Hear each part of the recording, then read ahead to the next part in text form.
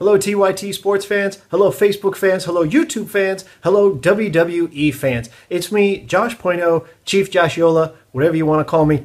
It's been a while. I missed you. We're here back on YouTube. The reason why we haven't been on YouTube here in a while is because we've been doing Facebook Live videos every week. Every Tuesday night at 10:05 p.m. Eastern Time, right after SmackDown, we do 10:05 Live on the TYT Sports Facebook page, and it's been a really good success. So we're really happy with what's happening. People are joining in. They're asking me questions during the little live event. It's a 15 or 20 minute recap of the Raw and the SmackDown from that week. I have a lot of fun interacting with people. They ask a lot of great questions. They bring up a lot of great topics, and TYT Sports loves it. It's been very successful, but it's always a good time to get back to our YouTube roots where it's a one-way conversation, but as always, we really want you to throw your comments down below. Talk about what we're going to go over here, and then throw out ideas for what you want for our next video. What topics do you want me to address in the world of professional wrestling? Throw them in the comments below. TYT Sports and I will review them, and we'll pick out the best ones. So many of our videos came from user suggestions, just like yours, so please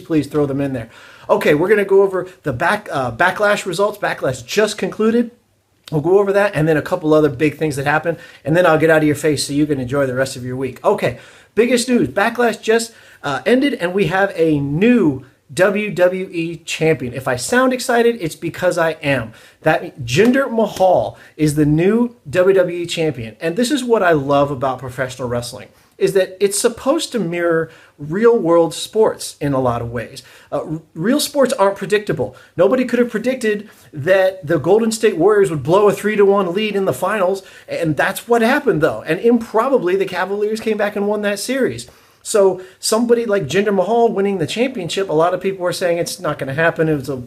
He just got the contendership in order to get Randy Orton over some more because he's kind of been a lukewarm champ. But there's no way he wins. But he does, and he won in a pretty convincing fashion. Yeah, did he win via heel-type tactics? Because the Bollywood boys interfered, but I mean, they got a whooping courtesy of Randy Orton himself. But still, in the end, Jinder Mahal got the 3 count, and that's what matters. And he is your new WWE champion, the guy who used to be nothing more than a jobber in this company. And I'm happy to see it because he is going to be an insufferable champion. Crowds are going to hate his guts, and it's going to be amazing to watch. There is no heat like heel heat, because you can have a champion who the crowd connects with and people like, and they say all these great things like, oh, it's so good to be champ.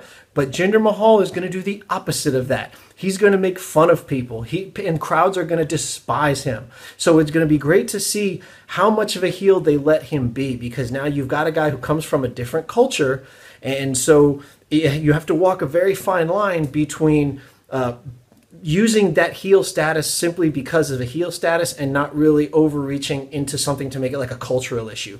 So that was the biggest news of the night. I'm happy that Mahal won. I'm glad WWE threw a little bit of a curveball in there and didn't go with the safe pick, which would have been Orton retaining his championship. As for the rest of the card, this was a solid show.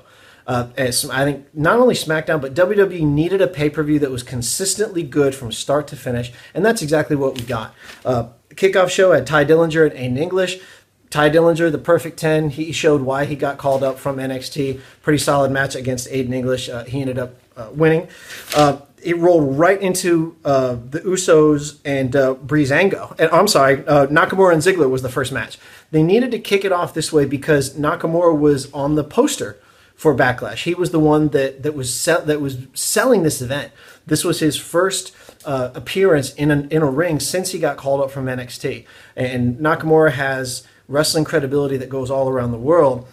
And I think him facing Dolph Ziggler was a good idea because Ziggler brings credibility of his own. I mean, he's a former champion. It's not just like he's a guy they grabbed from the back and said, here, face Shinsuke Nakamura. And so it's good to see that we knew Nakamura was going to win. This was one of those softballs where they're not going to have the guy in his premier match getting called up and he's going to lose. But what was great is that somebody like Dolph Ziggler can really match him physically, and they can give a really good match. And that's exactly what they did. I think it was the exact match that they needed, and the exact match to kick off this show, because it's something that's going to be filled with a lot of energy and really set the tone for how the rest of the night was going to go.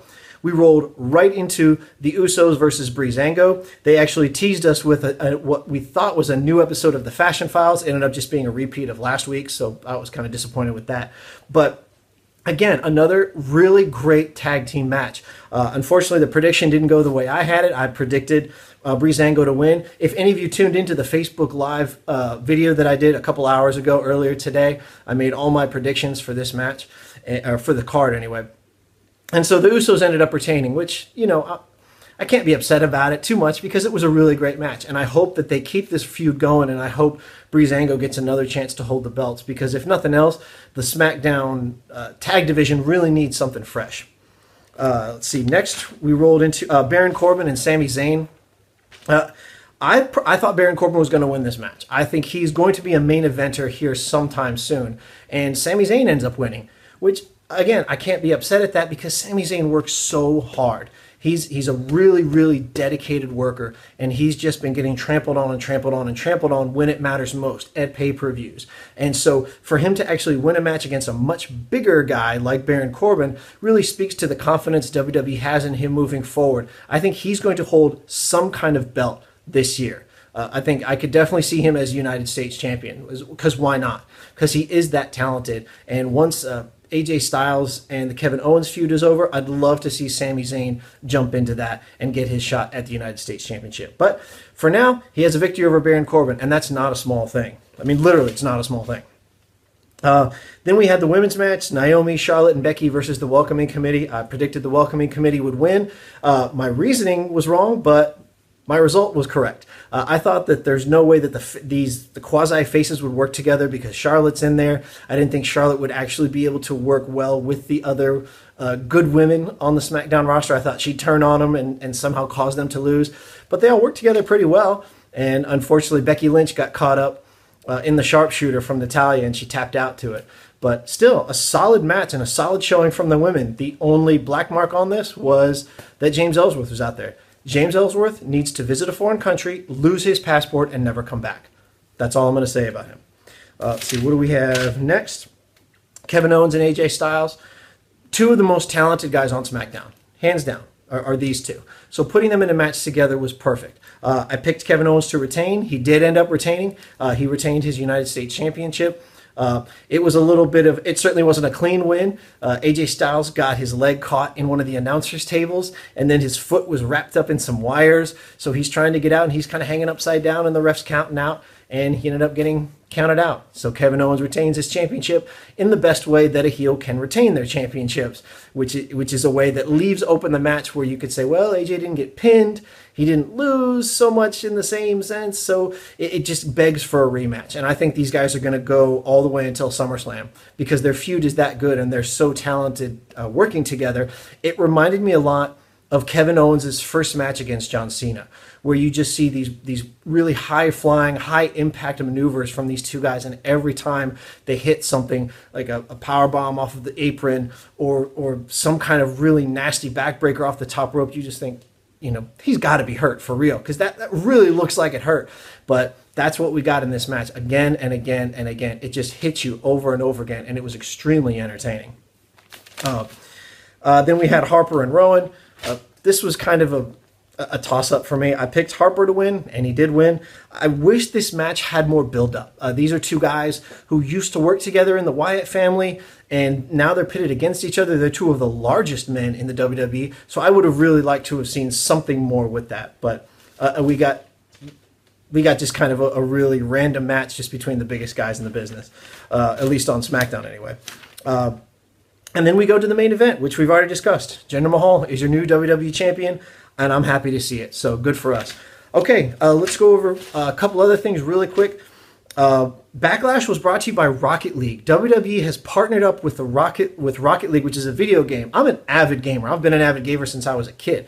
I personally didn't know what the Rocket League was, and then I started digging into it, found out that it's part of eSport, this new thing where they have a League of Legends, they have Call of Duty tournaments, they have Street Fighter tournaments, they have all of these things, and they play for serious cash. This is not just a bunch of kids getting together playing video games. This is real money. People make a living off of this thing, and the Rocket League game is basically like soccer, but with rocket-powered cars. Reading the reviews of it, all the reviews are overwhelmingly positive, and it's said to be highly addictive just because it's so much fun. It has over 31 million players worldwide, since it's mostly an online game. 31 million people. That's what makes it appealing to WWE. So they have this great partnership where the developer Psyonix is going to present Backlash, and they're presenting Great Balls of Fire in July. What that means is they're going to have versions of their game in the arena so that fans can play. More than likely, a lot of WWE fans do play this game or play video games in general. So the merging of these two things, it only makes sense, because Rocket League wants to introduce WWE stuff into their game. That might mean skins for the cars. That could mean WWE themed arenas or something like that.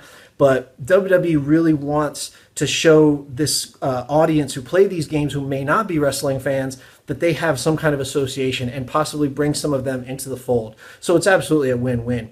Esports is a huge industry. It's estimated to bank about $2 billion by 2018. So if you think video games are just for nerds, that may be true, but it's for really rich nerds. So you do yourself a favor and don't underestimate this kind of thing that moving forward. NXT TakeOver Chicago was also the other night. I don't want to do a review of it here because I could do a whole nother video on that. If you didn't get a chance to see it and you have a WWE Network subscription, do yourself a favor, take some time out and go watch it. It was absolutely amazing. Tyler Bates is fantastic. Everybody on that show was good. So go watch it, please. Braun Strowman, he's out 6 months. He had elbow surgery. WWE confirmed it. A couple other sources confirmed it. There was some back and forth. We weren't really sure. Is he legitimately out, or was that a work and he was going to make a surprise comeback at some time?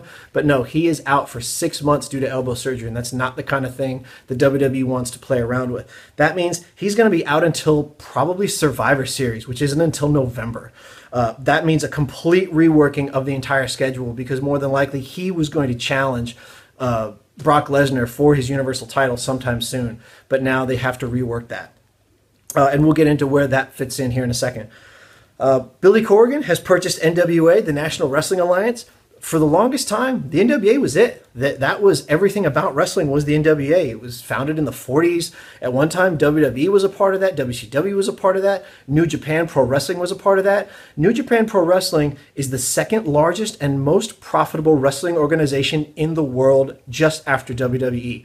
So if Billy Corgan wants to be taken seriously as a wrestling promoter and owner, I can see him trying to bring New Japan back in the fold. They left in 2010, so they kind of do their own thing. But I wouldn't be surprised if Corgan tries to bring them back in and says, look, if we want to compete globally with WWE, we can do that, but he's going to need New Japan to come in on that. So not sure if that's his vision, if that's what he wants to go, if that's the direction he wants to go, but we'll see. So Billy Corgan is the new owner of the NWA, which sounds a little weird, but that is what it is. Finally, the next pay-per-view, Extreme Rules. That's on June 4th.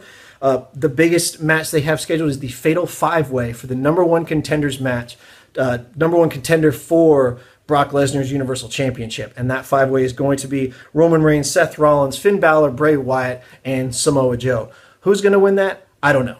We're going to do some further predictions later on down the road as we get closer to that. But it's going to be... I could see anybody winning. However, I will say, if Roman Reigns is victorious in that match, expect a literal riot to happen in the arena. I absolutely think that there will be a literal riot if Roman Reigns wins and becomes the number one contender for the Universal title. So, I know we just breezed through a lot of stuff, and so it was a busy night. It was a great night. It really good. If you didn't get a chance to catch Backlash live, catch it on the replay. You won't be disappointed. It was fantastic. All the matches really delivered. There really wasn't one that I could say was just a throwaway that was forgettable in that way. Even the Harper and Rowan match had its moments with two big guys in there. So bravo, WWE. You got this one right, and you actually gave us a very entertaining pay-per-view, start to finish. Well worth the $9.99 a month. So that's all I've got. I will see you guys on Tuesday night at 10:05 for 10:05 Live on the TYT Sports Facebook Live page. Please join me. Yeah, throw in your comments, questions during the video, after the video, whatever you want, and we'll address it at that time. All right. Thanks, guys. Talk to you soon.